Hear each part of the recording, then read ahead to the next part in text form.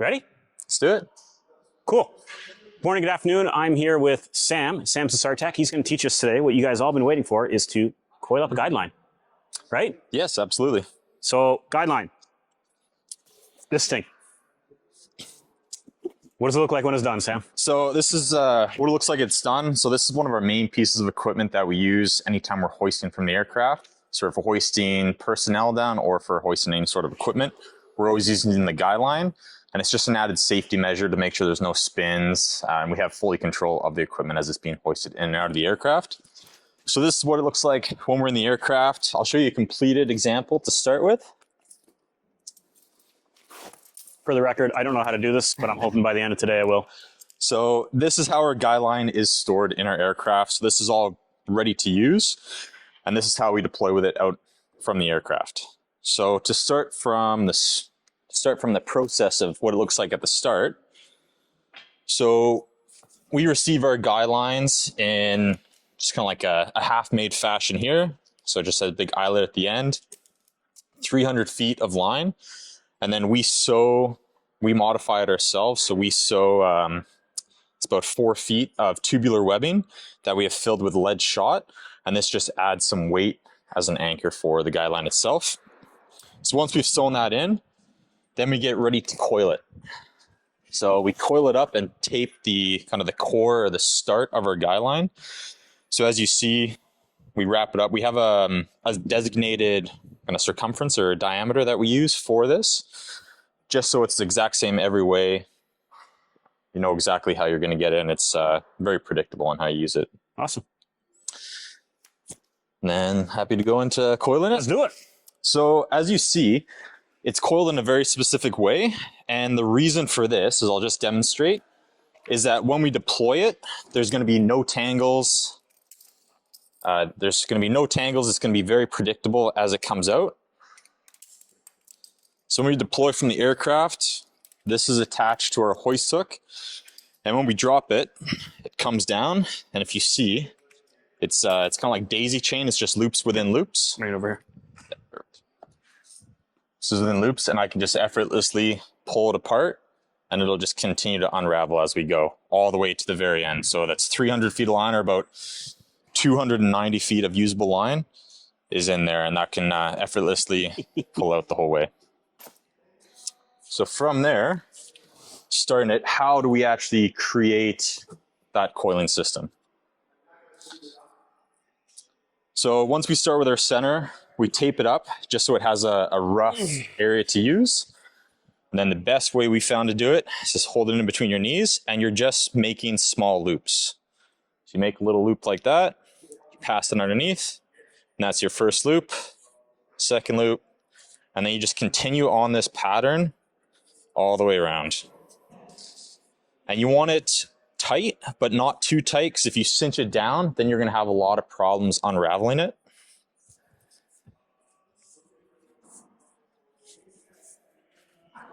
So if you see again, it's just you have your loop, pass another loop through it, cinch it down to make this one smaller, feed it under, feed it over, feed it under, feed it over. We're going to get a close-up. Over, under, over. And one important thing to notice is that make sure your working end is always going the direction you're moving, so you don't twist it, because then it can get like a little crossover. You want to make sure it's nice and as smooth as possible. So this is my working end, and it's always facing the direction I'm moving. And then the first round is the hardest because it's all loose underneath. But we'll finish this loop, and then I'll show you how we finished off there.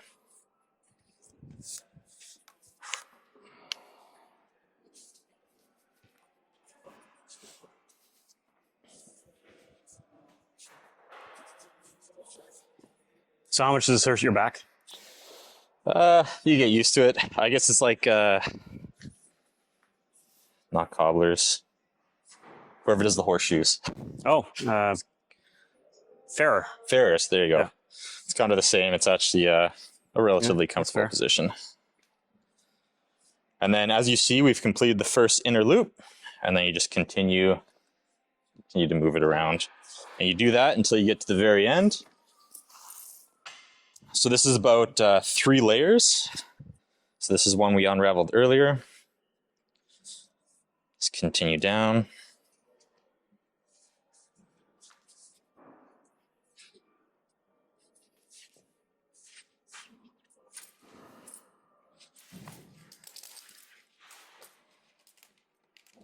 And then to finish it off, all we do this last loop, we just use our little dog snap here, clip it on, then that is ready to be deployed.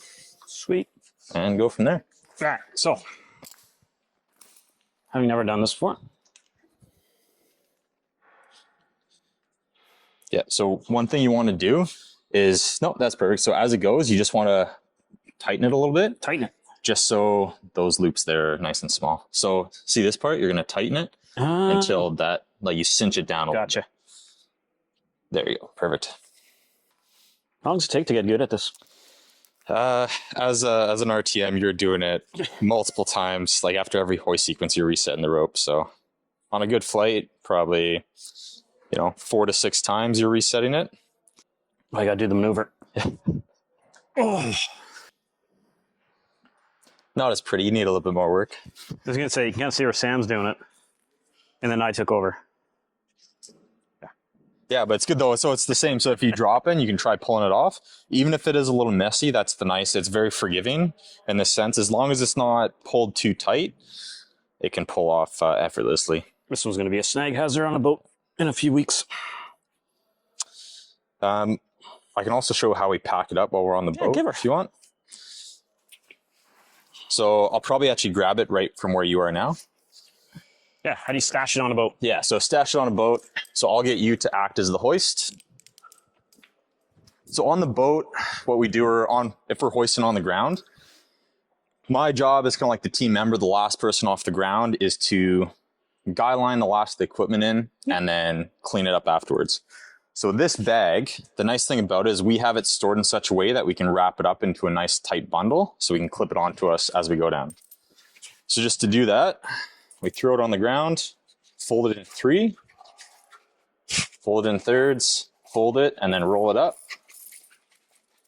Makes it nice and tight. And then the drawstring, we have to close it. We loop that around and cinch it. And there we go. So this can be clipped to the edge of our harness. It can be thrown in a pocket for our dry suits, etc. So I'm going to say this is my harness. This is clipped onto my harness here. Then I'm guy lining. So as I'm guy lining, this is kind of the position to guy line. I have kneeling down. I want to make sure my feet are solid on the ground because I don't want to be moving my feet in case there's a coil of rope that gets caught around. So I want to be staying secure. There's a lot of wind from up top. So this is kind of like my protected area so my guy line doesn't get blown away. As I'm bringing it down, as it's coming up, the last piece of equipment is going up into the aircraft. So if there's a piece of equipment, as the equipment gets the aircraft, as they're putting it inside, I have about 30 seconds on the ground while they disconnect the equipment before the rope starts coming down. So as soon as the last piece of equipment gets into the aircraft, I'm going to switch and hold off there, and then I'm going to get this bag ready to go. So I'm going to get my bag. It's going to be attached to the harness I wear, and I'm just going to unceremoniously stuff all this inside. Stuff as much as I can in. And this just sets me up for success when the hook comes back down. So this is attached to me. The last piece of the equipment is coming down, the empty hook is coming down to pick me up. So I'm going to bring this down, bring this down, bring this down. So the hook's coming down. So I'm going to have the hook in my hand. This is going to be attached to the hook. I'm going to stand on this to make sure it's secure. The hook doesn't fly away. Make sure any of the loose strand is back in the bag. Cleaned up everything as much as I can. Detach this from the hook. The hook is in my hand. This is going to be stashed. Now this is good to go. This is hanging off my harness. I have my hook in my hand and ready to be hoisted up. Do you always take the guideline with you? So it depends. In training, it's very good practice just because it takes us a little while to make it. In a mission profile, it's very dependent. I guess it depends on who's on the ground. It's very easy to ditch. It's very sacrificial. So if there's any sort of stress or on the deck, any sort of dynamic environment, if there's any question, we ditch it. Every once in a while, training practices kick in and you do take it with you. It happens. But no biggie. Yeah, if there's any safety, it's very much a disposable item that we can toss it if we need to, and then just leave it on deck. Literal boxes of them. Boxes, yeah, absolutely. Cool. A few more questions. I'll use this new one. All right. You may have seen the FEs hooking people up left, right, and center. Mm-hmm. There's 2 ways to hook someone up. Hard point. Yes. And weak point. Okay, so when to use which one? So there's 2 different options. So if we're hoisting, so if there's a personnel on the hook, if there's a SAR Tech on the hook, we're always going to use this dog snap with the weak link. So this is just paracord, like 550 paracord. It's gutted. So it has a braking strength of about 250 pounds. And then this is going to be attached to the hook when a SAR Tech is on the hook being hoisted up. The reason for that is because if something happens and this guy line gets snagged around a tree, around the boat railing, around something, this will snap and it's not going to be pulling from the helicopter and the ground at the same time. So this will snap. And then the reason why we use the weak link on personnel is that if this breaks and we lose the guy line, we still have some capacity to control our own movement in the air. However, anytime we are hoisting equipment, so whether it be the rescue basket or the stokes, it is always going to be a fixed hard point with a SAR Tech on the ground, guy lining it up and down. The reason for that is that we don't want the weak link, because if the equipment is not guy lined, it can go into a catastrophic spin, get into an uncontrollable spin because it is a larger surface area on the ground. The equipment has no means to arrest or arrest its own movement. So anytime we're doing equipment, rescue basket or stokes, it's going to be a complete hard point with a SAR Tech guy lining it from the ground. And then if it's anytime there's personnel on it, it is going to be the weak link, just in case, as an added safety. Perfect. And I believe not all countries follow that. No. I think a lot of countries use a weak link for everything. Yes. Yeah. But we do it differently. And then the final question, the question everyone's going to ask. Can you do this with extension cords? No way. No. Does this work with mountain rope? Everyone wants to know if they can do this with their extension cord. I don't think you can. Mountain ropes, 100%. Extension cord, you can, but what you'll get is that the wires and the outer sheath will become bent, and then you'll have like permanent coils, like little bends in your show you a close up of this rope. It is super, super flexible that you can just ball it and it just comes out naturally. It doesn't hold any twists. Yes. So yeah, it won't work for an extension cord, I'm pretty sure. You can do it, but you'll be damaging your extension cord. Yeah. So it's not recommended. And I don't think it'll pull out as easy. No, just because definitely won't. And then this, this, I'm pretty sure, it was explained to me at least, is if you ever lose it or the helicopter pulls away, this will have a bit of weight to it. It won't go in the tail rotor. Oh, yeah. Hopefully. Yes. Hopefully. Yeah, because one thing that's very common is that, especially if you're on any sort of ground, while you're guy lining, this rope is so lightweight that any of the rotor wash just sends it off away from you. And in case you lose the rope, at least the lead weighted section is right there. Yeah. And then, if it gets caught in the air, at least it's pulling away from the aircraft. Yeah. Cool. So. Thanks. Yeah, cool. Okay, time to test the guideline. For that, we got a field behind us, and I'm going to get our assistant that'll help us test how well this guideline works.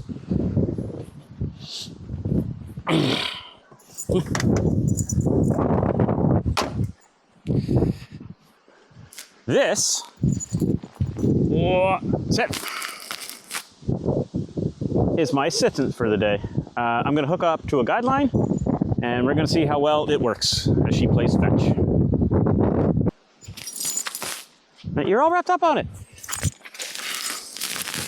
All right, you ready? Let's just make sure the angle's good. All right, you ready? Sit.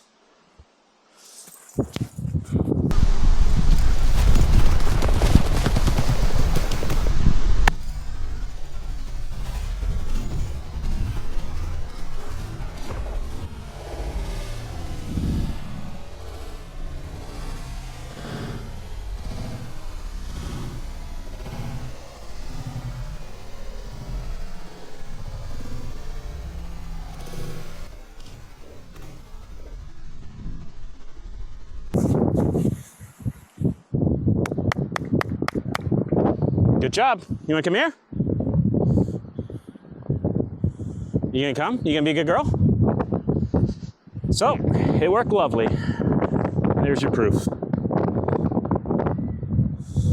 Okay. Yeah. German Shepherds, stubborn as can be. Come on. Come on. Let's try again.